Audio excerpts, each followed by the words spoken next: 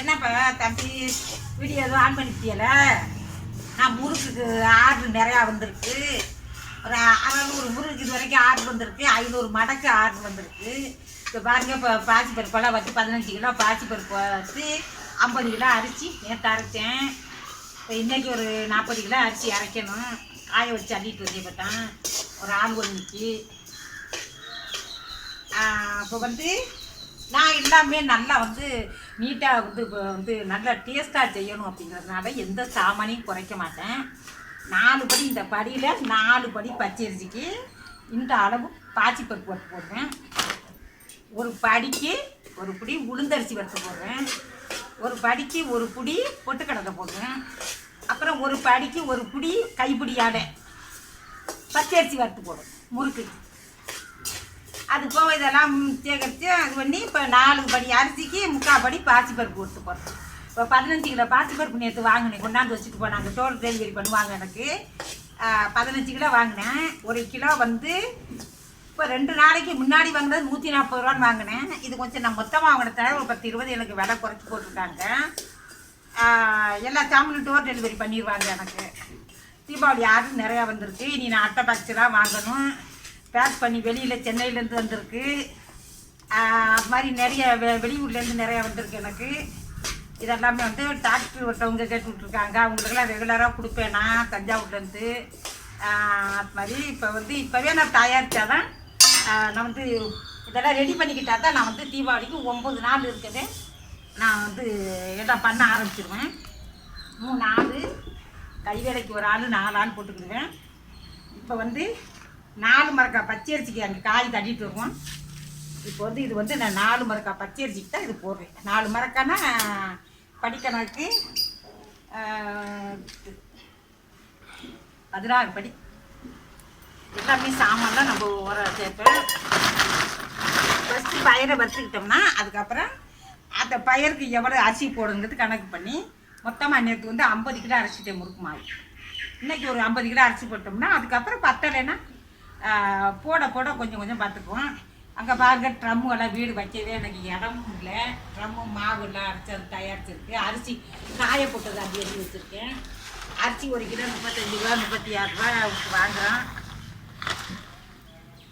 எல்லாமே ரேட்டு ஓவராக தான் இருக்குது. ஒரு தேங்காய் ஒன்று 16 ரூபாய்க்கு போயிடுச்சு. இப்போ 4 படி அரிசி ஒரு படிக்கு பெரிய காயாக இருந்தால் ஒரு தேங்காய் நல்ல நெத்து காயாக ஒரு தேங்காய் பால் எடுத்துக்கலாம். அப்படி இல்லை ஒரு நார்மலான தேங்காயாக இருந்தால் 3 மூடி கணக்கு ஒரு படி.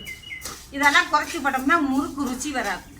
நான் போன வருஷம் போடலை உடம்பு முடியலை. என் பொண்ணு வீட்டில் இருந்தேன் கோயம்புத்தூரில். பொண்ணுக்கு உடம்பு முடியாததுனால அங்கே போயிருந்தேன். இந்த மக்கள்லாம் ரொம்ப அல்லாடி போனாங்க. வானம்மா முறுக்கு மாதிரி இல்லாமல் எங்களுக்கு முறுக்கு வாங்குறதுக்கே சரியா இல்லை அப்படின்ட்டாங்க. நானும் உடம்பு முடியலை தான் விட்டேன். இப்போ மக்கள் கேட்கும்போது நம்ம எப்படி முடியாதுன்னு சொல்ல முடியும். அதனால சரி, முடிஞ்ச வரைக்கும் ஆளுகளை போட்டு பண்ணி கொடுக்கலாம் அப்படின்ட்டு இப்போ கை வேலைக்கெல்லாம் இது வரைக்கும் நான் ஆளை பிடிக்க மாட்டேன்.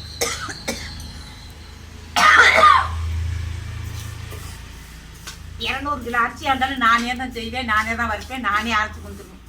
ஆனால் இப்போ எனக்கு முடியலை, பழைய மாதிரி முடியலைனால ஒரு பொண்ணை கை வேலைக்கு போட்டுக்கிட்டேன். அது எடுக்க பிடிக்க வா வா இது வா.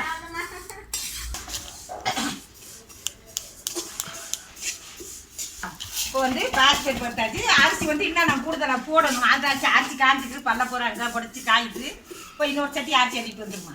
எனக்கு கை வேலைக்கு எல்லா வேலையும் நம்ம சொல்லி கொடுக்க வேண்டியதில்லை. இப்போ இது எனக்கு ஓடி ஆடி பண்ண முடியாதுதானே. நான் உட்காந்துக்கிட்டு பாசி பருப்பெல்லாம் பக்குவமாக வறுத்து கொடுப்பேன். அது பாசி வேலையெல்லாம் பார்த்து இதுவும் செய்யும். இருந்தாலும் நம்ம பயம், அதனால் நானே வறுப்பேன். அரிசியெல்லாம் பக்கத்துக்கு பாய்ச்சல் இடம் பார்த்தாமல் காஞ்சிக்கிட்டு இருக்கு. அதெல்லாம் அண்டை போகுது. இப்போ நான் முறுக்குக்கு மறுபடியும் 50 கிலோ போட்டுட்டு ஒரு 30 கிலோ மடக்கு மாவு தயாரிப்பேன். அந்த மடக்கரிசி என்ன பண்ணணும்னா, மடக்கரிசி பச்சரிசி வறுக்கணும். முறுக்குக்கு வேலை கம்மி. மடக்கு மாவு தயாரிக்கிறாந்தா கை சோப்பட்டே போயிடும். அதாவது நல்லா பக்குவமாக அரிசியை வறுத்து அதுக்கப்புறம் ஆற வச்சு கொண்டு போய் மாவாக வைக்கணும். இல்லைன்னா அந்த மொறுமொறுப்பு டேஸ்ட்டு கொடுக்காது மடக்கு. கடுக்குன்னு.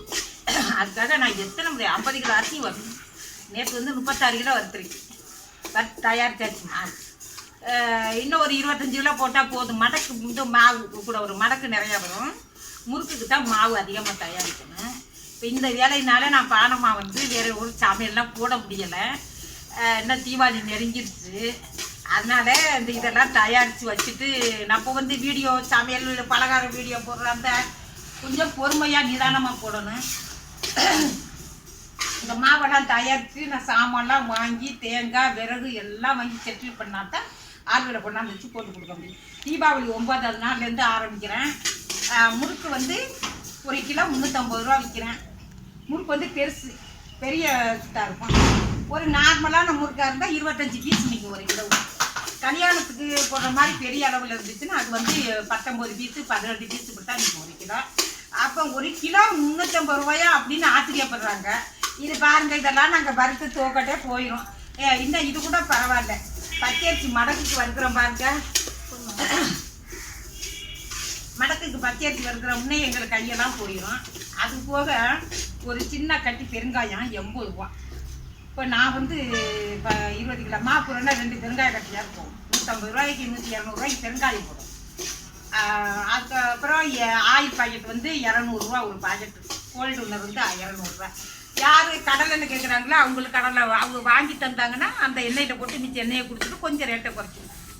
அவ்வளோதான். அதுக்கு மேலே எனக்கு கரெக்டாக நிறைய செலவாகுது இப்போலாம். அப்போ வந்து நான் வந்து பீஸ் 12 ரூபா தான் போட்டேன். ஃபஸ்ட்டு ஸ்டார்டிங் பண்ணையில் 5 வருஷமாக ஓடிக்கிறது 12 ரூபா போட்டேன். மடக்கு வந்து 7 ரூபா போட்டேன். அப்போ வந்து எண்ணெயெல்லாம் வந்து 60 ரூபா 80 ரூபா இப்படி தான் கோல்டு வின்னர்னா. தேங்காய் எண்ணெயெல்லாம் நாங்களே தோட்டத்துக்குனால அரைச்சி ரெடி பண்ணிடுவோம்.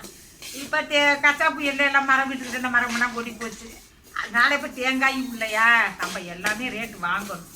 இப்போ உங்களுக்கு வந்து நான் போடுற கோல்டு வின்னர் பிடிக்கலை அப்படின்னா நீங்கள் உங்களுக்கு எத்தனை முறுக்கா அதுக்குள்ளே எண்ணெயை சொல்லுவேன். உங்களுக்கு என்ன எண்ணெய் வாங்கி கொடுத்தீங்கன்னா போட்டு அந்த எண்ணெய் மிச்ச எண்ணெயை கொடுத்துருவேன்.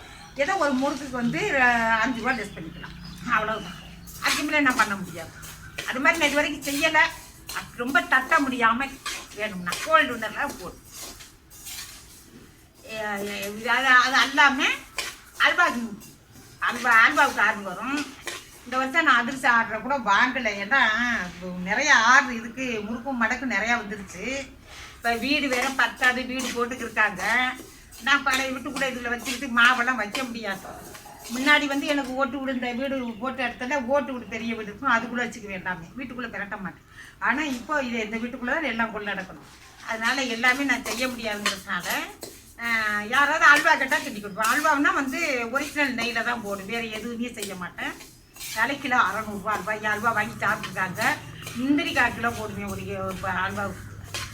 இப்போ 1 கிலோ கோதுமைக்குன்னா 1/4 கிலோ முந்திரி போடுவேன். எல்லாமே அதெல்லாம் ரேட்டை பார்த்துட்டு நெய் என்ன ரேட்டு அதெல்லாம் அவங்களே வந்து இதெல்லாம் கரெக்டு தான் அப்படிங்கிறாங்க. அல்வா வந்து சூப்பராக கிண்டி கொடுப்பேன். அல்வா 1 கிலோ 600 ரூபா.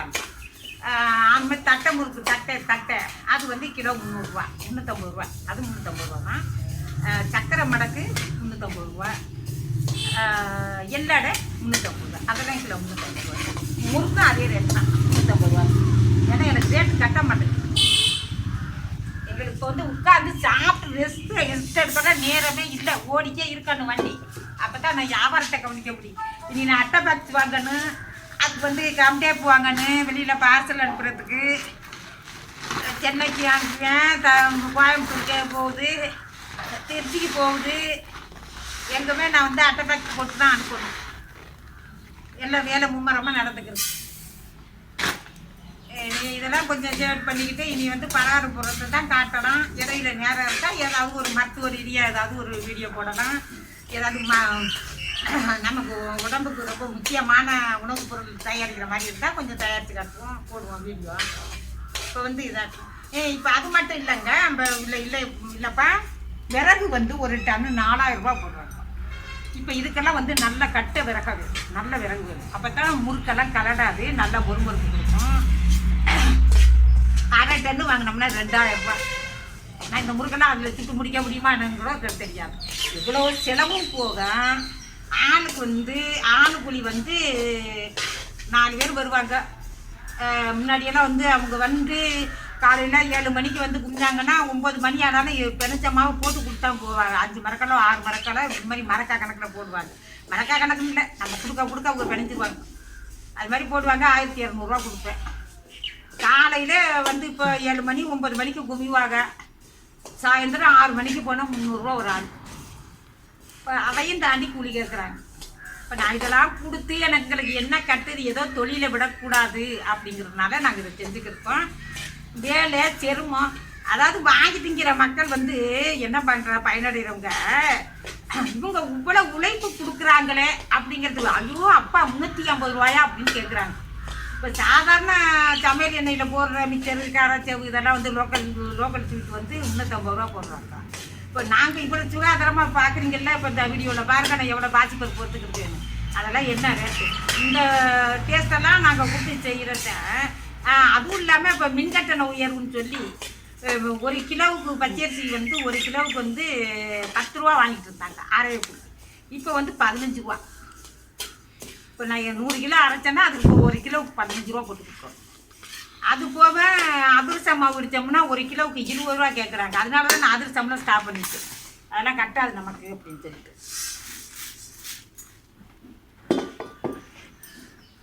அதனால இந்த மாதிரி சின்ன சின்ன பொருளாக போட்டு கொடுக்கலாம் நமக்கு முடிஞ்ச வரைக்கும் அப்படின்ட்டு. யார் ஆர்டர் வேணாலும் நம்ம சமையல் கொடுங்க, என்னால் முடிஞ்ச அளவு நான் போட்டு அனுப்புவேன். பார்சல் அனுப்பிடுவோம். நாங்கள் பார்சல் தான் அனுப்பி, சென்னைக்கெல்லாம் பார்சல். எங்கள் ஊருக்கு வந்து வேறு இடம் பாக்கியலட்சுமியில் அவங்க சொல்லிடுவாங்க, உங்கள் பேர் எழுதி கொடுத்தோம்னா அது ஆஃபீஸ் பேர், அவங்க போய் அங்கே எடுத்துக்குவாங்க. 100 முறுக்கு 100 மடக்கு இதெல்லாம் பார்சல் போட்டுக்கிட்டா இருப்பேன். அது மாதிரி கோயம்புத்தூர் போடுவேன், திருச்சி போடுவேன். இப்போ ஒரு பலகாரம் தயாரித்து முடிக்கிறதுனா எவ்வளோ வேலைன்னு பார்த்தீங்களா? அந்த நாங்கள் வந்து இவ்வளோ உழைப்பு கொடுத்தா தான் நம்ம 10 காசை பார்க்க முடியும். அது எல்லா செலவும் போக நமக்கு கிடைக்கிறது என்ன கிடைக்க போகுது? 1 கிலோவுக்கு 5 ரூபா கிடைக்கிறாருன்னு தெரியாது எனக்கு. ஆனால் அந்த செய்கிற தொழிலை விடக்கூடாது. இந்த ஒரே காரணத்துக்காக தான் இப்போ நாங்கள் செய்கிறோம். ஏதோ நம்ம உடம்புல சக்தி இருக்க வரைக்கும் உழைச்சி சாப்பிடணுங்கிற ஒரு தைரியம்.